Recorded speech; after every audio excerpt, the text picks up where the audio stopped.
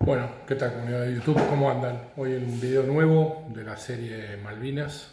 Perdón el luquete, pero bueno, estoy medio despeinado. Hoy vamos a hablar de dos personajes, de los cuales uno seguramente la gran mayoría de la comunidad o de los que vean este video no saben quién es o quién fue, mejor dicho, porque ya no está entre nosotros. Y el otro sí es una persona que seguramente toda la gente que le interesa el tema Malvinas debe saber muy bien quién es, más allá de que, bueno, de que la historia que cuenta no es muy, digamos, creíble que digamos. Pero primeramente vamos a hablar de un personaje que en el momento del conflicto bélico revestía el cargo de mayor, era del arma de infantería y tenía la especialización de inteligencia. Y estoy hablando del, obviamente fallecido, coronel Carlos Doglioli. El coronel Doglioli yo lamentablemente no lo llegué a conocer por una decisión mía. Un día me invitaron a comer un asado allá por el 2003-2004 a Villa Martelli, creo que hay un club ahí del ejército, y por cuestiones mías laborales y personales decliné de ir y me perdí de conocer a un personaje que después lo conocí. Obviamente ya tenía referencias de él, referencias muy buenas de él, pero después lo conocí gracias a un libro, primeramente gracias a los comentarios del teniente coronel Aldo Rico, que hablaba bárbaro de él, y después por este libro, que le voy a dedicar otro video, se llama Comandos en Acción, de Isidoro Ruiz Moreno, del cual, bueno, en otro video vamos a charlar largo y tendido de quién es Isidoro Ruiz Moreno, que para mí es el padre de la historiografía militar moderna argentina. En este libro, en Comandos en Acción, que es un libro de mediados de los 80, se cuenta una anécdota muy interesante en la cual hacen referencia del en ese momento mayor Carlos Doglioli, lo que en el ejército todo el mundo tiene un sobrenombre, le decían el gordo. Y como les digo, era de la especialización del arma de infantería y de la especialización en inteligencia. Pero Doglioli tenía aparte de ser un gran militar, tenía un hobby, y su hobby era seguir leyendo sobre cosas militares. Yo me lo imagino ahora, si viviera, seguramente coleccionando los tanques, los aviones.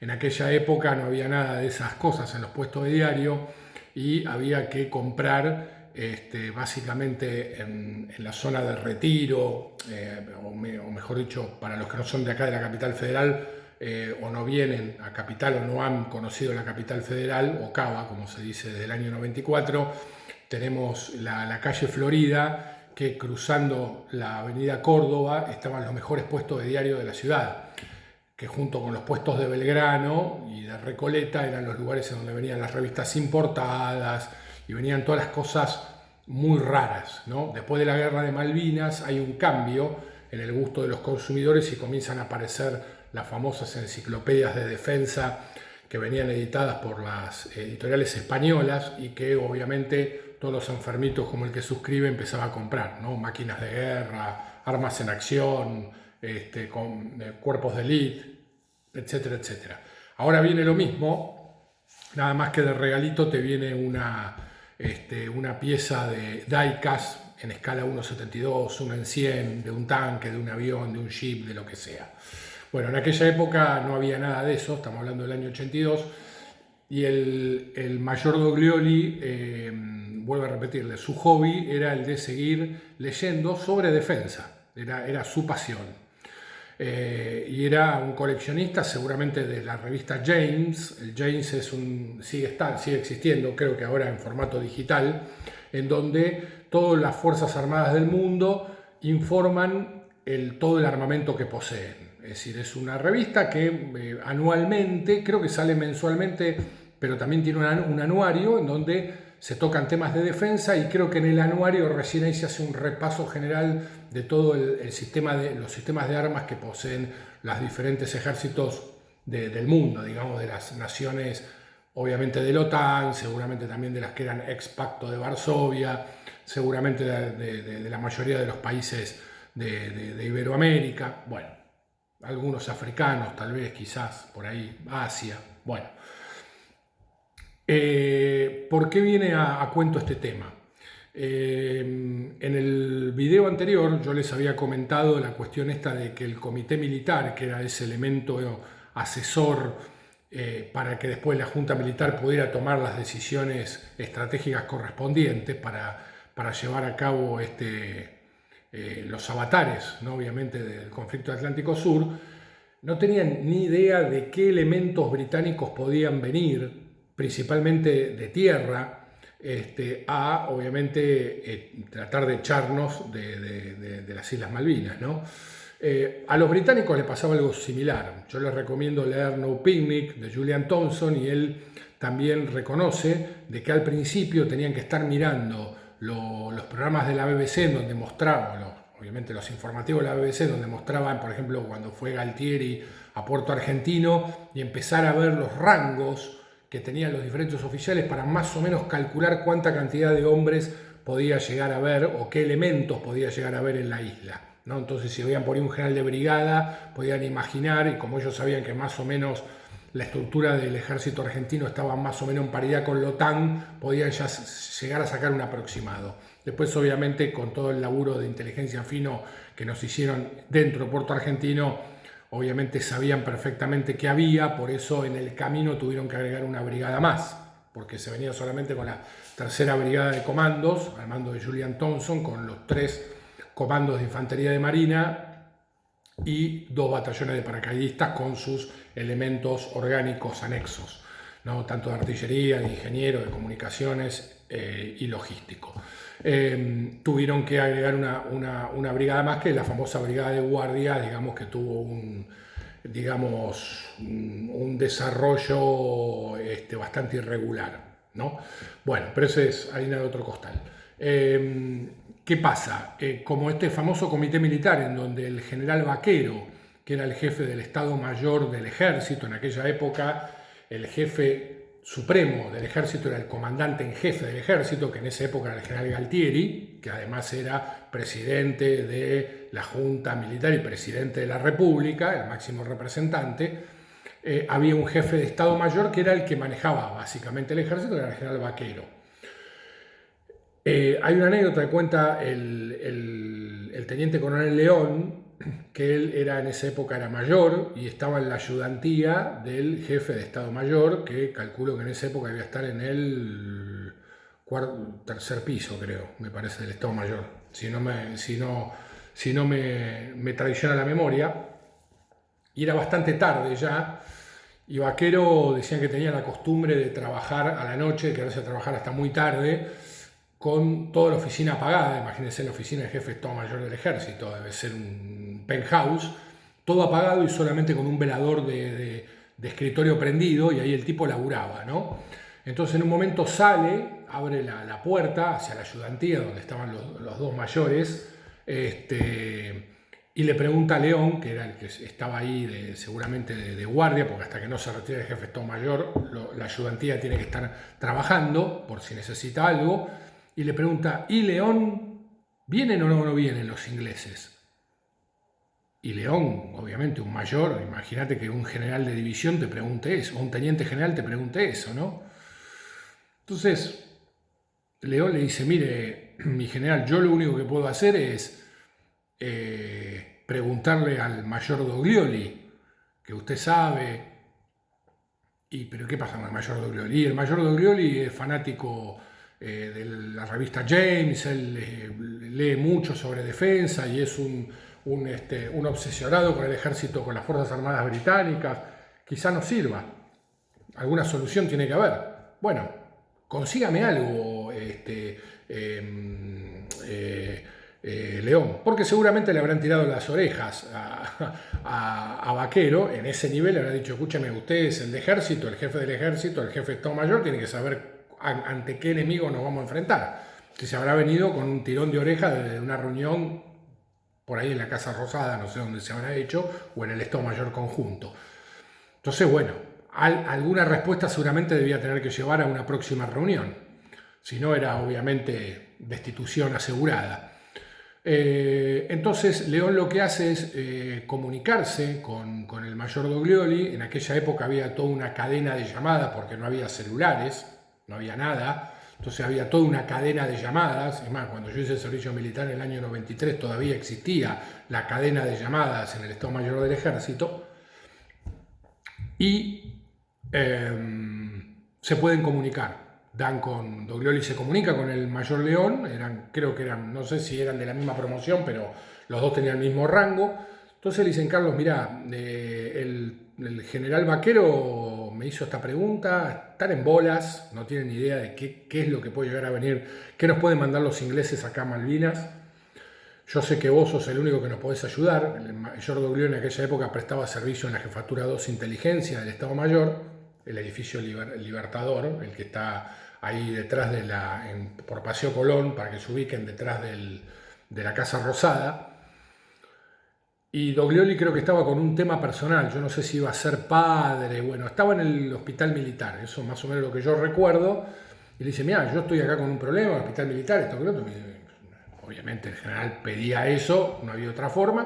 Bueno, entonces León le dijo, mira, lo tenemos que solucionar de alguna manera, necesitamos un informe urgente de qué es más o menos lo que pueden llegar a traer los ingleses a Malvinas. Bien.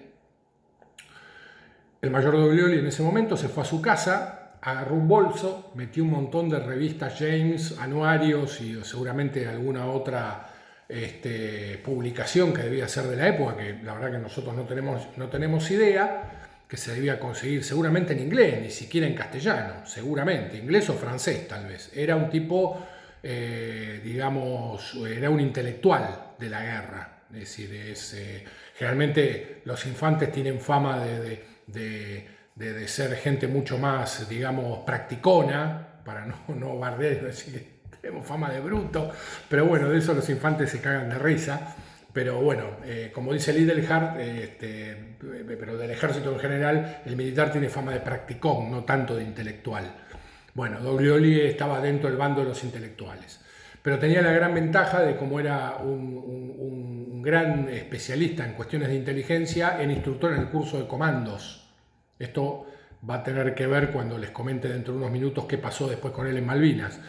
Como él era instructor en cuestiones de inteligencia del curso de comandos, tenía amigos, era amigo de todos los comandos, lo conocía a Zeneldin, a Rico, a todos los capitostes de la especialidad de comando en el ejército argentino. Él no era comando, pero por su especialización daba una parte del curso de comandos en ese momento en la escuela de infantería, calculo. Y era una persona muy querida, muy estimada. Bueno, ¿qué pasó? Bueno, Doglioli se va con el bolso, con toda su documentación, con todo su hobby encima, todos sus libros y sus revistas, se presenta en el Estado Mayor, en la ayudantía, se presenta con León, dice, bueno, acá estoy, esto que el otro, lo presenta con el general Vaquero. El general Vaquero le dice, mire, yo necesito un informe mañana, a la mañana, sobre los elementos que pueden venir del ejército, de las Fuerzas Armadas británicas a recuperar las Malvinas. Así que bueno, Doglioli le dijeron, denle una oficina, denle una máquina de escribir, porque en aquella época no había, obviamente, computadora, le entregan unas hojas, ¿no? Es decir, una resma de hojas, y bueno, al trabajo, como se dice en el ejército. Así que bueno, le dieron lo que necesitaba, y este hombre, clac, clac, clac, clac, clac, clac, empezó a tipear toda la noche, y al otro día, a la mañana, tenía un informe, no sé cuántas hojas, de lo que podía llegar a venir, porque esto era yo creo, no es que, a ver, por informaciones que a mí me mandaron, es un yo creo, yo estimo.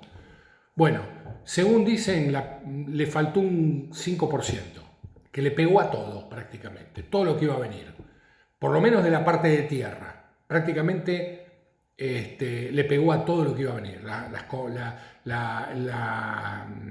la brigada que iba a venir, núcleo, digamos que fue la brigada 3, que fue la más peliaguda, que iban a tener un refuerzo de otra brigada por ahí no tan especializada, las unidades de artillería, los elementos de artillería que iban a venir, de ingenieros, bueno, absolutamente casi todo. De aviación, bueno, los británicos no tenían mucha variación, era Harrier o GR3, no tenían mucho, pero bueno, digamos que en tierra prácticamente no le pifió a nada. Y esto, si ustedes quieren, lo pueden leer en este libro, en Comandos en Acción, o escuchar cualquier conferencia que da el teniente coronel Aldo Rico y les va a contar quién era Carlos Doglioli.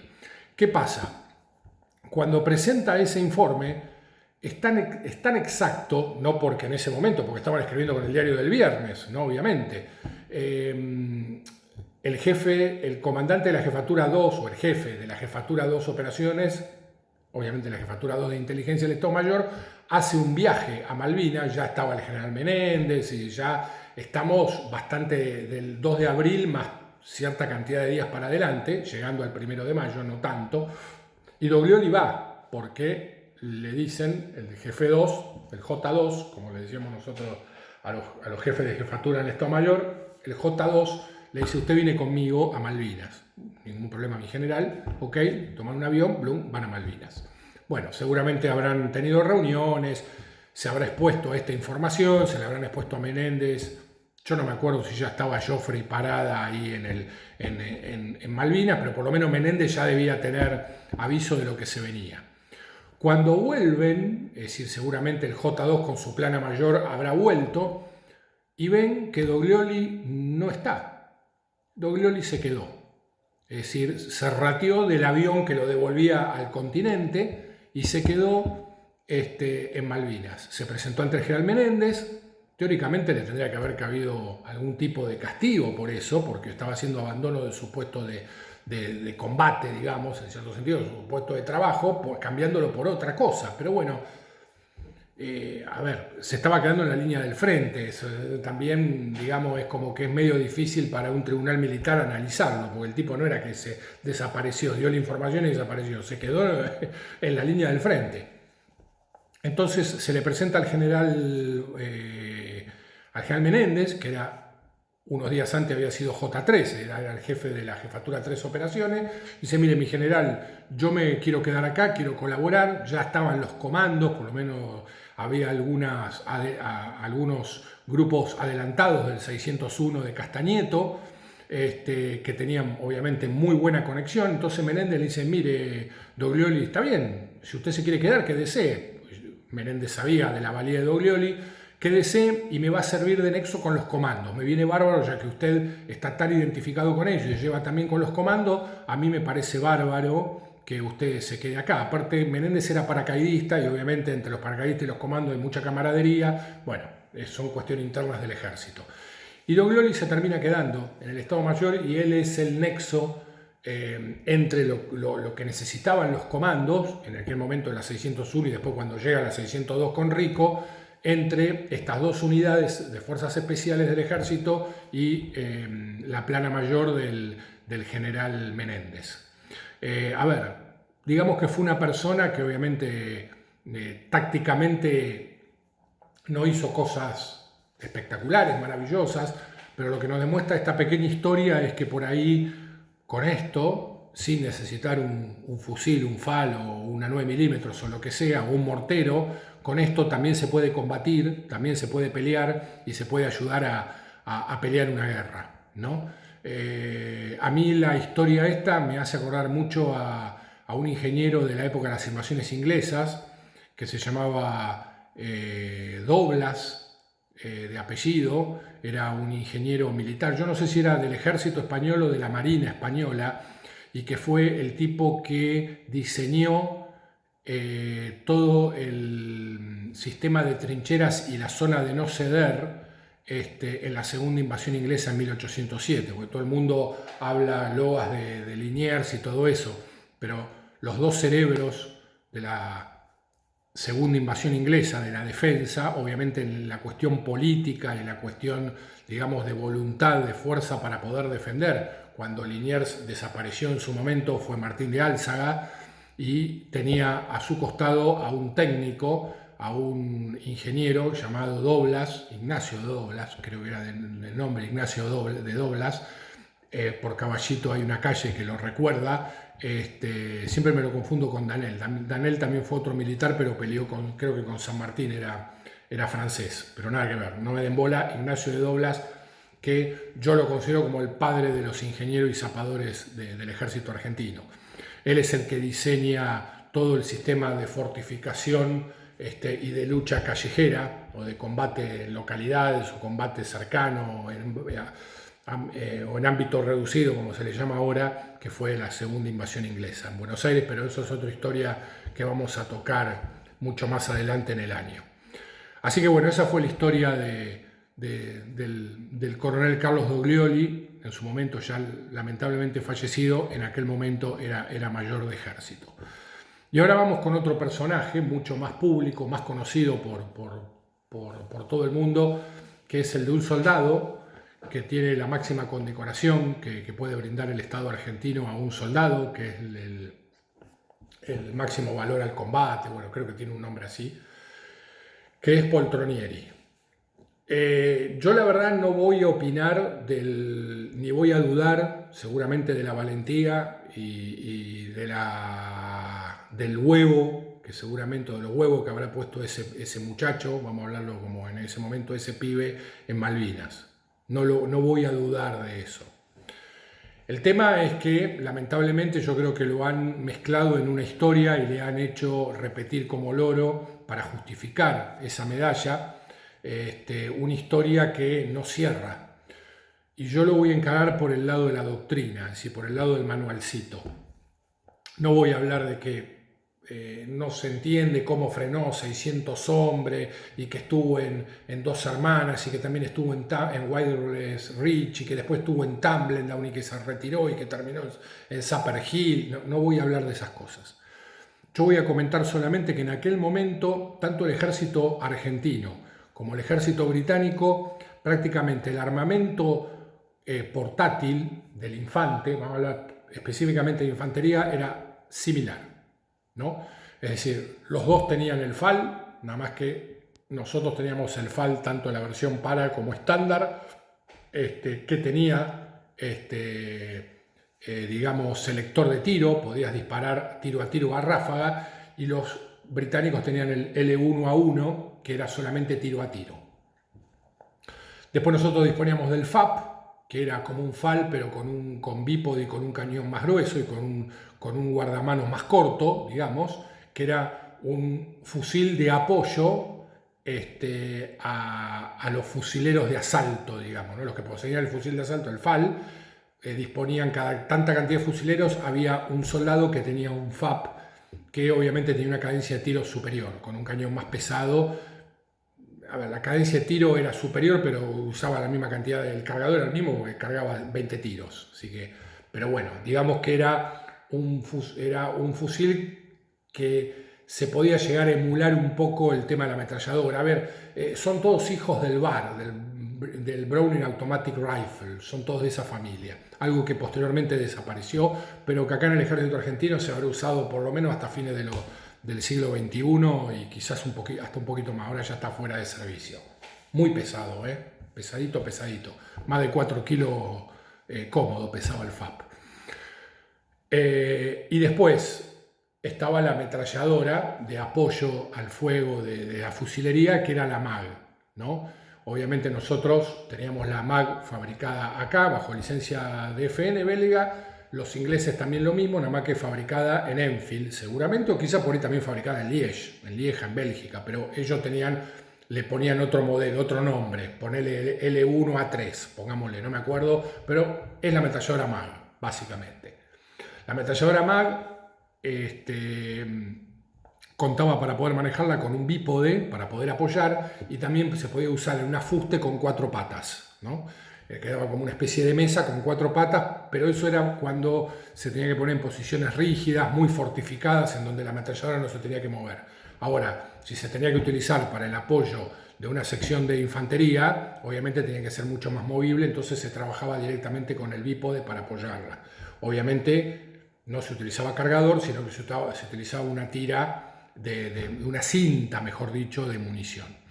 Esas cintas de munición iban en unos valijones, unas valijas metálicas, en donde ya previamente se armaba con una máquina, se arma la tira de munición, va quedando armada y después esa caja se abre la tapa por arriba, se saca la cinta, se pone en la recámara de la ametralladora, se carga el cerrojo, se cerroja el arma y ya queda lista para disparar en el rango de disparo que nosotros queramos. Podemos hacer tiro a tiro, eso lo vamos manejando con el ritmo del dedo, con la presión en la cola del disparador. ¿Ok? Bien. Pero, ¿qué pasa? El ejército argentino tenía una doctrina completamente diferente a la del ejército británico. En aquella época, ahora ya no, pero en aquella época, para poder operar una MAG, la infantería argentina necesitaba un tirador y apuntador, obviamente, un ayudante y cargador, que era el que encargado de cargar esa cinta de munición a la recámara y mantenerla para que no se suspenda el fuego, es decir, que el último tramo de la cinta quedara lo más en eje a la recámara para que la munición entrara lo más cómoda posible y no hubiera encasquillamiento, ni nada ni traba, ni nada por el estilo. Y aparte también llevaba gente atrás con los valijines. Aparte de por ahí a retaguardia estaba el tipo que estaba dale que dale armando las tiras de munición. Pero los que iban al frente, por lo menos ya ahí tenías 4 tipos, ¿no? que estaban abocados a un arma. ¿A qué voy con esto con la doctrina? La doctrina que es para el ejército, la doctrina para el ejército es entrenamiento, es decir, es el know-how, es cómo se hace algo. En el ejército está absolutamente todo pautado. Desde que te levantás a la mañana hasta que te vas a acostar, si estás dentro del cuartel o del colegio militar o de la escuela de Sargento Cabral, está todo delimitado. Cómo tenés que levantarte, cómo tenés que hacer la cama, cómo tenés que bañarte, cómo tenés que mear, cómo tenés que ponerte el uniforme, absolutamente todo, cómo tenés que comer, cómo racionar, mejor dicho. Todo absolutamente está reglamentado. Y mucho más en la utilización de las armas, obvio, ¿no? En aquella época, el ejército argentino, en ningún momento uno iba a ver que un soldado se iba a desplazar solamente con la ametralladora, con la MAG solo. Era imposible, porque no estaba en la instrucción y en el entrenamiento del soldado, y más de un soldado de leva, un soldado de clase, un soldado conscripto. Es decir, es verdad que los tiradores de MAG generalmente, y esto medio entre comillas, generalmente se sacaban de los mejores tiradores. Cuando el regimiento iba a tirar al polígono de la unidad, los mejores tiradores y los que mejor puntería habían hecho en la diana, teóricamente en las 3 posiciones de tiro, cuerpo a tierra, rodilla en tierra y obviamente parado, los mejores tiradores iban a la MAG, los siguientes iban al FAP y el resto iban al FAL, obviamente, ¿no? Entonces, teóricamente, Poltronieri, si lo eligieron como operador o como apuntador o tirador de MAG, era porque seguramente habrá rendido bien en el polígono, digo seguramente. Era un tipo que venía del campo, que se había criado en el campo, seguramente debía tener contacto, no digo por ahí con un arma de fuego, pero tal vez por ahí con un aire comprimido, y bueno, esa es la base de la puntería. Y por ahí debía tirar bien, naturalmente tenía la condición para tirar bien. Estoy haciendo una hipótesis en este sentido. Capaz que eligieron Poltronieri y usted a la ametralladora. Puede ser. No me extrañaría. Pero en teoría tendría que ser así. Los mejores tenían que ir a tirar con... los mejores en FAL, después iban a tirar con la ametralladora. Si no te tocaba la unidad de apoyo de fuego, ¿no? Digamos, con morteros, etcétera, etcétera.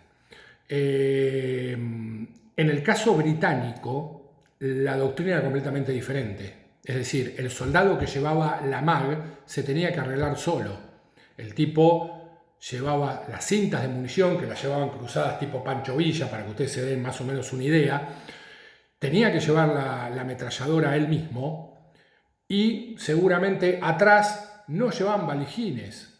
Iban seguramente más compañeros atrás con más munición cruzada, para cuando el otro se quedaba sin munición, le chistaba y el otro le pasaba la cinta, cargaba, hacía todo solo y seguía tirando.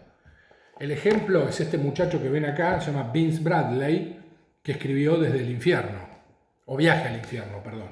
Este muchacho era del para